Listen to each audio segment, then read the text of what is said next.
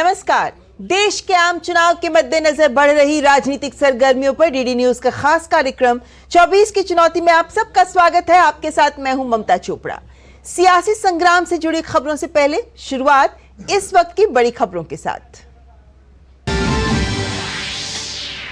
PM Modi ने मध्य प्रदेश को दी 17,000 करोड़ रुपए से अधिक की विकास परियोजनाओं की सौगात। विकसित भारत विकसित मध्य प्रदेश कार्यक्रम में कहा, पहली बार जनता ने खुद अपनी प्रिय सरकार की वापसी के लिए 400 पार का नारा किया बुलंद। कैबिनेट ने पीएम सूर्य घर मुफ्त बिजली योजना को दी मंजूरी। योजना के तहत 1 करोड़ परिवारों को मिलेगी 300 यूनिट मुफ्त बिजली। देश में सेमीकंडक्टर फैब को स्थापित करने को भी मंजूरी।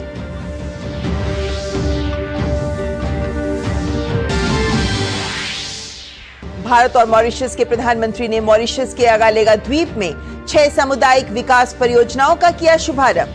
नई हवाई पट्टी और सेंट जेम्स जेटी का भी किया उद्घाटन। पीएम मोदी ने कहा, भारत ने हमेशा मॉरिशस की जरूरतों का किया है सम्मान।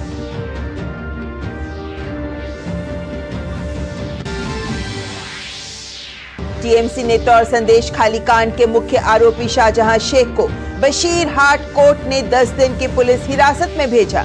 पार्टी ने 6 साल के लिए किया निलंबित। सीआईडी ने संभाली जांच की कमान। बीजेपी ने कहा, सेक्युलर प्रोटेक्शन के बाद अब लीगल प्रोटेक्शन में शाहजहां शेख। हिमाचल प्रदेश में कांग्रेस के 6 विधायकों की सदस्यता रद्द। विधानसभा अध्यक्ष ने सभी विधायकों को अयोग्य करार दिया। सभी 6 विधायक कांग्रेस पार्टी से हुए निष्कासित।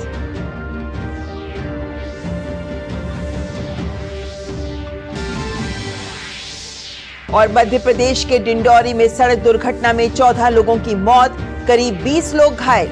मुख्यमंत्री ने पीड़ित परिवारों के लिए आर्थिक मदद का किया ऐलान। राष्ट्रपति, उपराष्ट्रपति और प्रधानमंत्री मोदी ने भी जताया दुख। आइए अब शुरुआत करते हैं हमारे खास कार्यक्रम 24 की चुनौती का।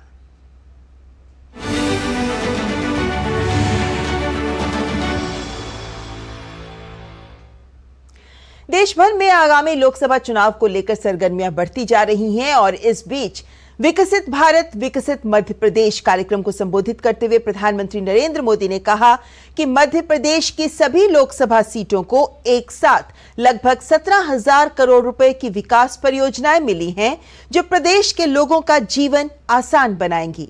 एनडीए 400 पार के नारे का जिक्र करते हुए प्रधानमंत्री ने कहा कि यह नारा बीजेपी ने नहीं बल्कि देश की जनता का दिया हुआ है।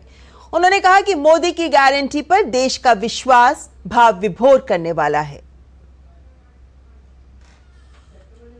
आज चारों तरफ एक ही बात सुनाई देती है, अब की बार 400 पार, अब की बार 400 पार।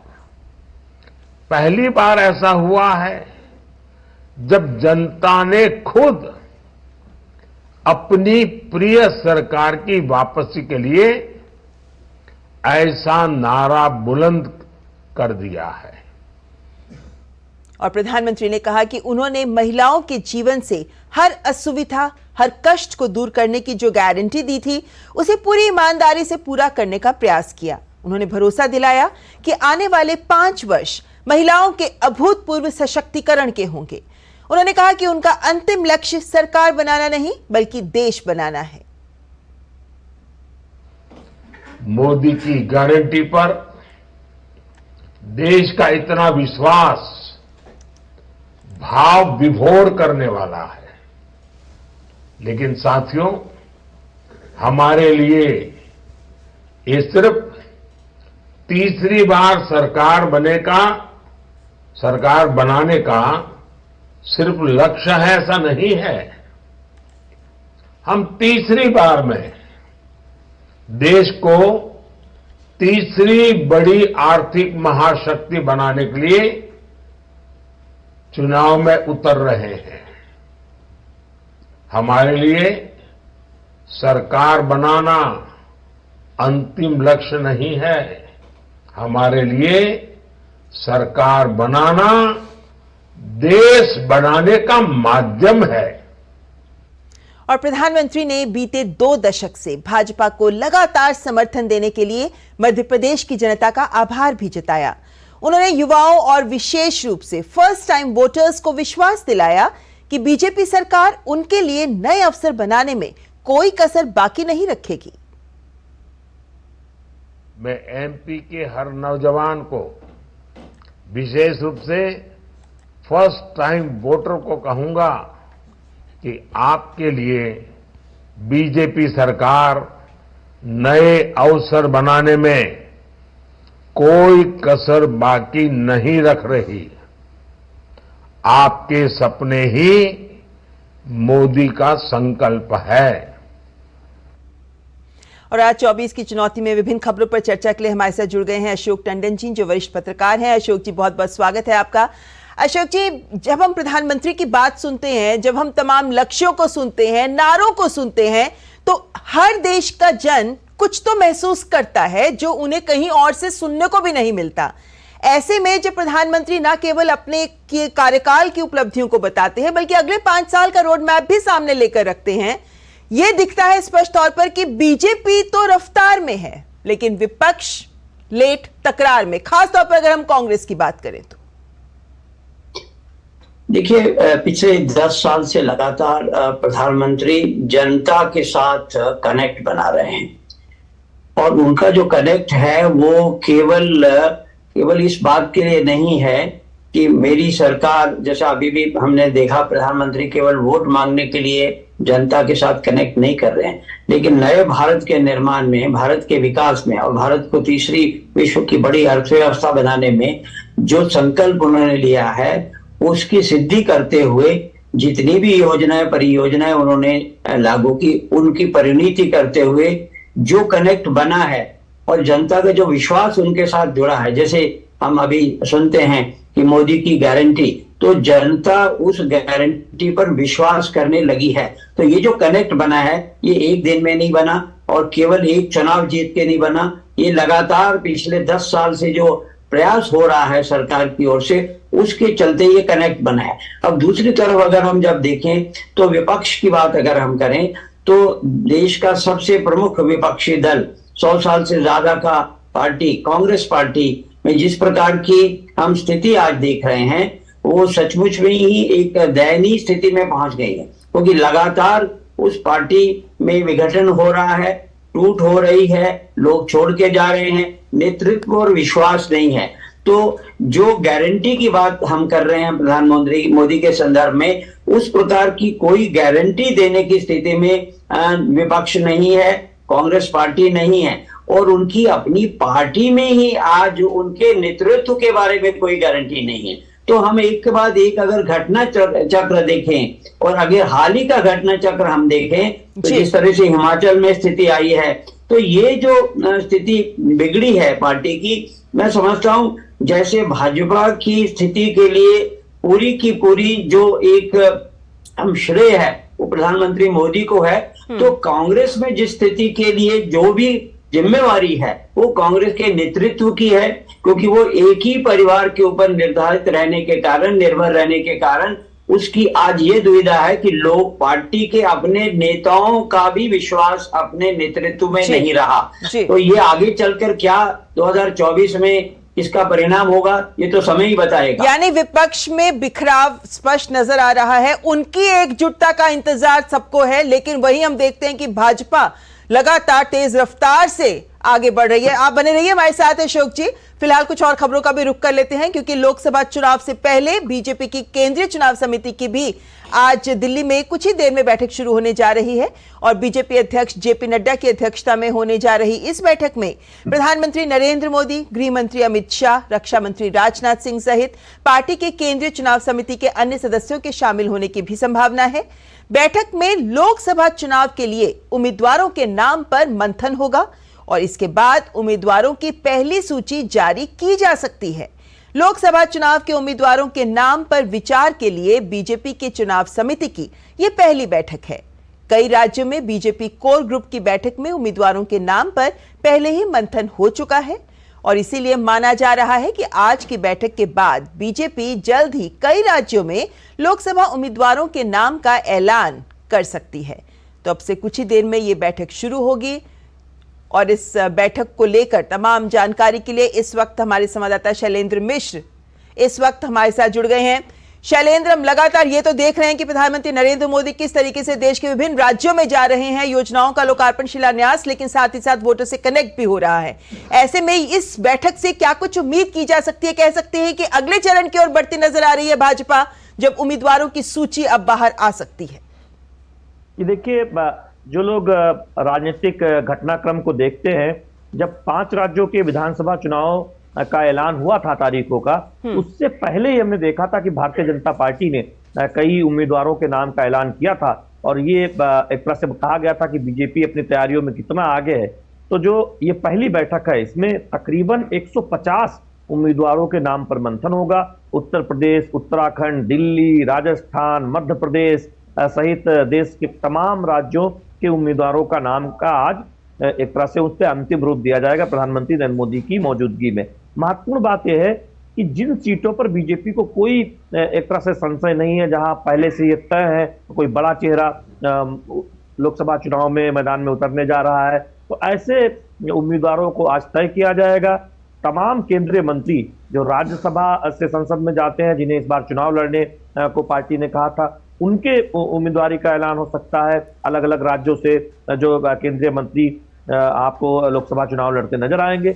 इसके साथ ही साथ 2014 और 2019 में जो चुनौती वाली सीटें थी, ऐसी सीटें जो 2019 में भारतीय जनता पार्टी नहीं जीत पाई, जहां पर दूसरे नंबर पर रही, उन सीटों पर भी पहले ही उम्मीदवारों के नाम का ऐलान करने की एक रणनीति बनी है। तो जो हम देखेंगे संभावित तौर पर कल जो पहली सूची आएगी और कहा जा रहा है कि 100 से ज्यादा नाम हो सकते हैं, उसमें तमाम बड़े पार्टी के जो बड़े चेहरे हैं, केंद्रीय नेतृत्व से जुड़े जो चेहरे हैं, उनका नाम आप देख सकते हैं, तमाम केंद्रीय मंत्रियों का नाम देख सकते हैं। और दूसरा एक तरह से देखें, उसमें बड़ी संख्या में वो सीटें होंगी जहां पर 2019 में बीजेपी की कुछ कोर कसर रह गई थी। तो इन सीटों पर तैयारी है। पार्टी के सूत्र हमें बता रहे हैं कि 10 मार्च तक बीजेपी कम से कम 300 सीटों पर अपने लोकसभा उम्मीदवारों के नाम का ऐलान कर देगी। तो देखिए, एक तरफ जहां विपक्ष का इंडी गठबंधन है, जो अभी सीटों का बंटवारा भी तय नहीं कर पाए हैं तमाम जगहों पर, वहीं दूसरी तरफ बीजेपी है जो अधिकांश राज्यों में एक तरह से लोकसभा उम्मीदवारों की एक सूची बना चुकी है और उसको पार्टी को केंद्रीय नेतृत्व को दिया जा चुका है। और हम देखेंगे कि आज उसकी शुरुआत होगी, आज की बैठक के बाद जब मंथन होगा। तो हम उस लिहाज से देख रहे हैं कि बीजेपी काफी आगे चल रही है। तो वही जैसा हमने कार्यक्रम के शुरू में ही कहा शैलेंद्र की बीजेपी तेज रफ्तार, लेकिन विपक्ष में तकरार। तो देखना होगा कि बीजेपी की इस तेज रफ्तार से विपक्ष कैसे अपना कदम ताल कर पाता है। फिलहाल शुक्रिया शैलेंद्र, नजर रहेगी इस बात पर कि कब ये बैठक शुरू होती है और क्या कुछ निकलकर आज इस बैठक में सामने आता है। फिलहाल शुक्रिया। और यहां पर रुकेंगे एक ब्रेक के लिए, लेकिन ब्रेक के बाद 24 की चुनौती लेकर हम हाजिर होंगे कुछ और खबरों के साथ। बने रहिए हमारे साथ।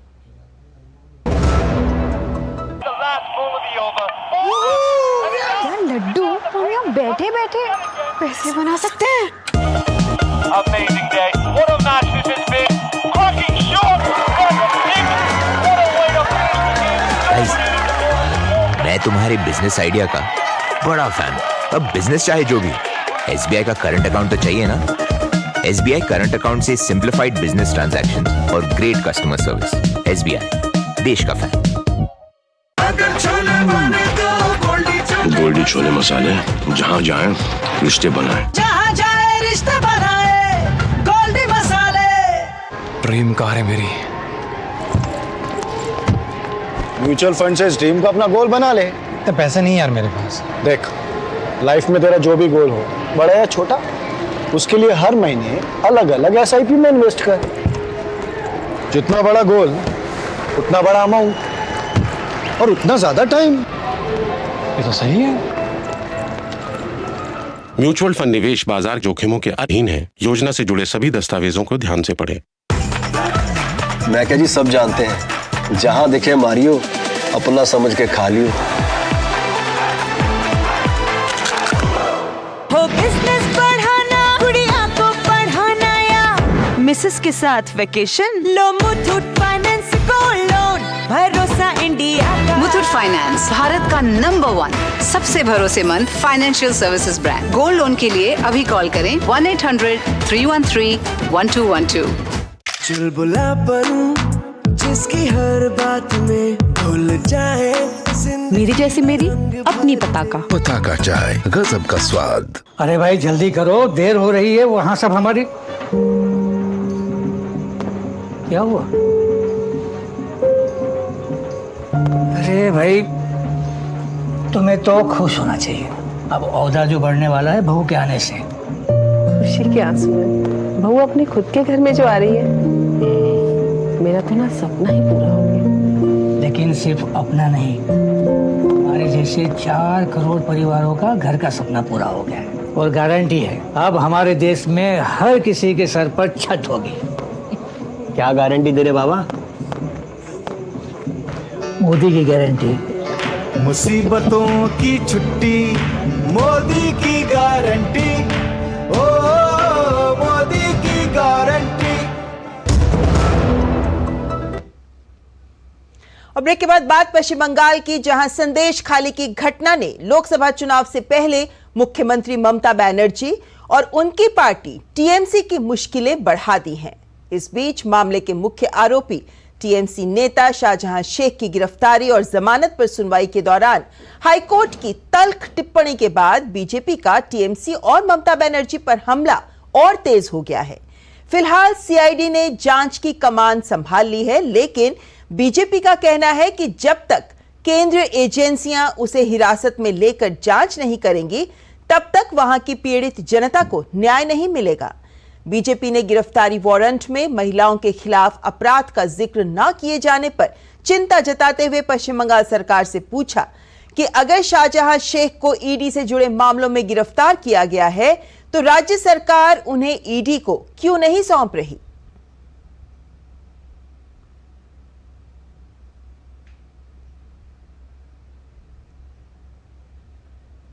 उतना टाइम तक सेंट्रल एजेंसी इसको हिरासत में नहीं लेगा, उतना टाइम तक वहां का पीड़ित जनता को न्याय नहीं मिलेगा। यदि आपने ईडी के विषय पे गिरफ्तार किया है तो पश्चिम बंगाल सरकार उन्हें ईडी को क्यों नहीं सौंप दे रही है? अभी तक उसे सेकुलर प्रोटेक्शन प्राप्त था, अब उसे लीगल प्रोटेक्शन प्राप्त हुआ है।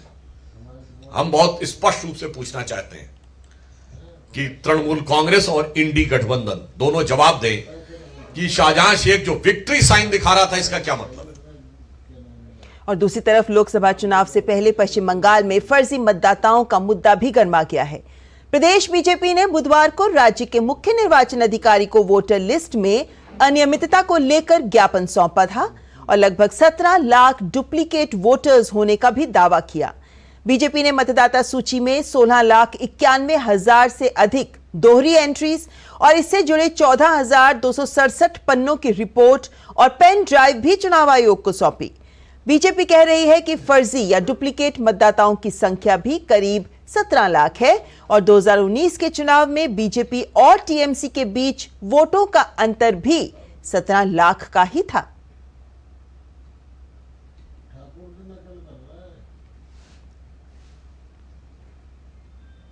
और इन सब के बीच प्रधानमंत्री नरेंद्र मोदी 2 दिन के दौरे पर पश्चिम बंगाल जाने वाले हैं, जहां 1 मार्च यानी कल वो हुगली जिले के आरामबाग में विभिन्न परियोजनाओं का लोकार्पण और शिलान्यास करने के अलावा विशाल जनसभा को भी संबोधित करेंगे।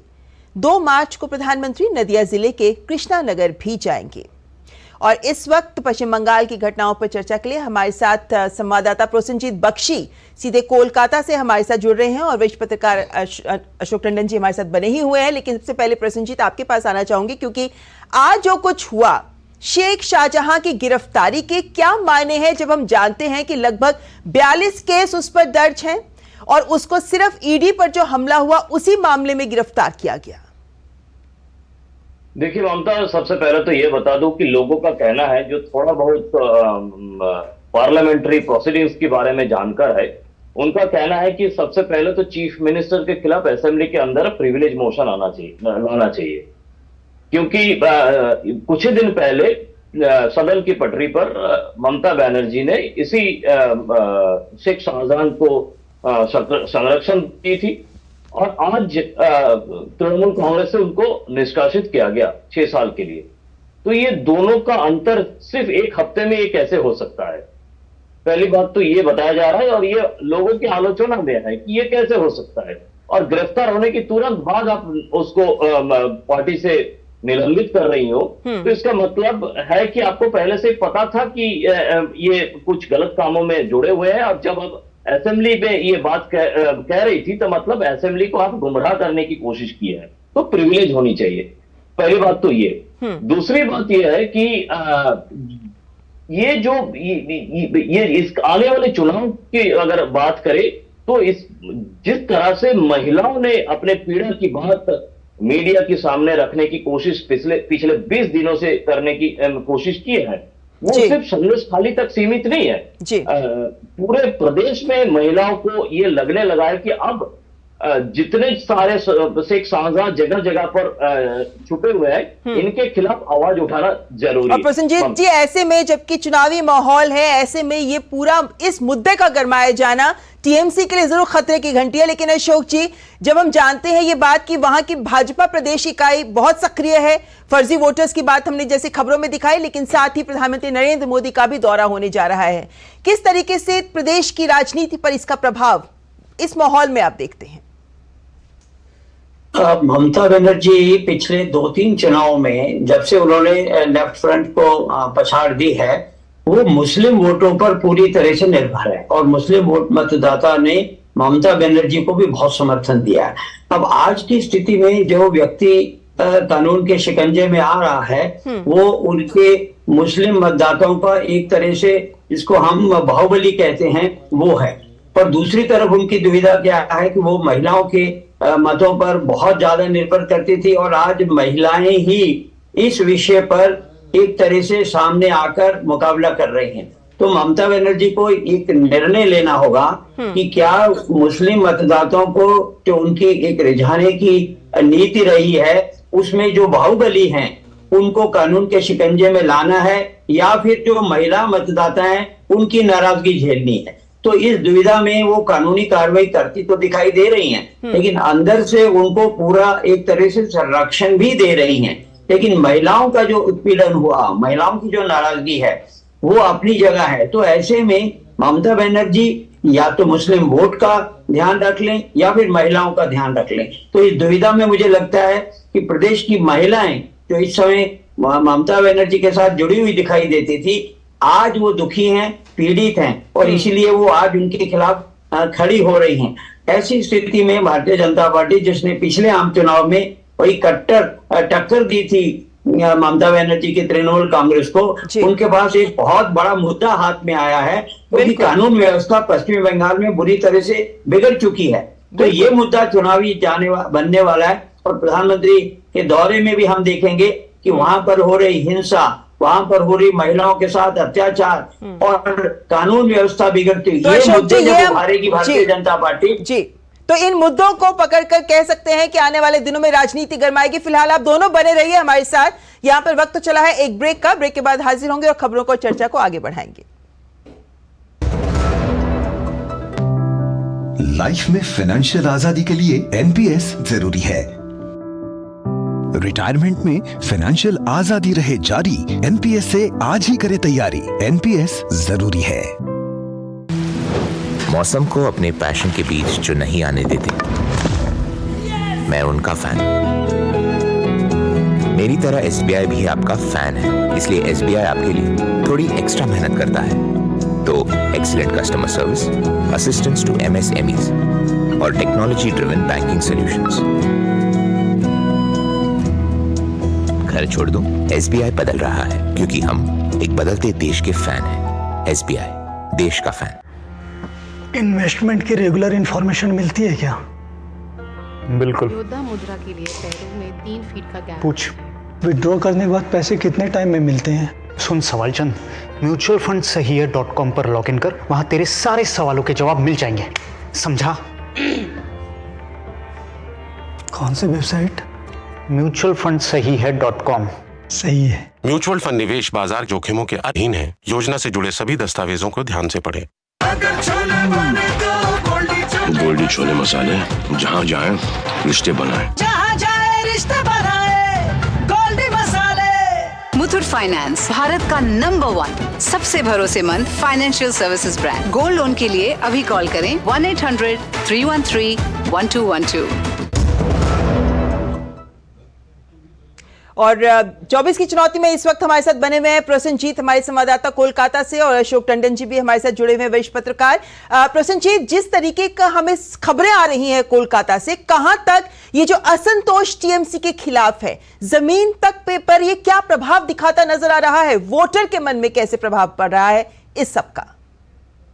ममता, देखिए, मैं एक छोटी सी बात, आज का ही मेरा एक एक्सपीरियंस आपसे शेयर करना चाहता हूं कि जिस तरह से आपने बोला कि विक्ट्री साइन दिखा के इस शेख शाहजहां को हम देखे हैं टेलीविजन के पर्दे पर, लोग इसको कंपेयर कर रहा है कि और एक इस तरह के एक बाहुबली नेता जिसको बीरभूम से पकड़ के अभी तिहाड़ जेल में डाला गया है, अनुव्रत मंडल। लोगों का कहना है, देखिए किस तरह से लोगों के ऊपर प्रभाव है कि आप जितना भी विक्ट्री साइन दिखा के जाओ, अनुव्रतों की तरह आपको भी तिहाड़ जेल की किसी सेल में जाना पड़ेगा जी। तो मतलब लोग इस तरह से गुस्से में है कि इन सारे जो बाहुबली है, इन सारे बाहुबली को तिहाड़ जेल में देखना चाहते हैं। तो मेरा कहने का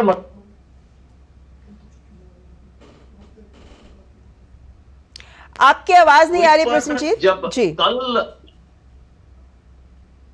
कल जब प्रधानमंत्री पहुंचेंगे या आरामबाग में, जो आरामबाग सिर्फ 1200 वोटों से पिछले बार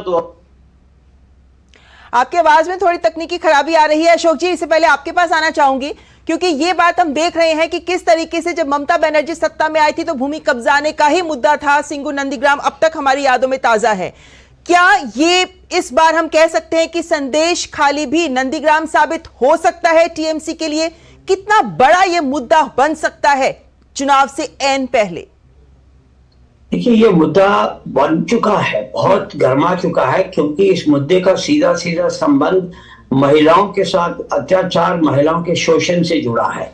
और पश्चिमी बंगाल की जो जनता है, उसमें जो महिलाएं हैं वो इतनी सजग हैं और वो जिस तरह से आंदोलन कर रही हैं, तो मैं समझता हूँ, देखिए पिछले चुनाव में ममता बनर्जी को कोई चुनौती नहीं थी।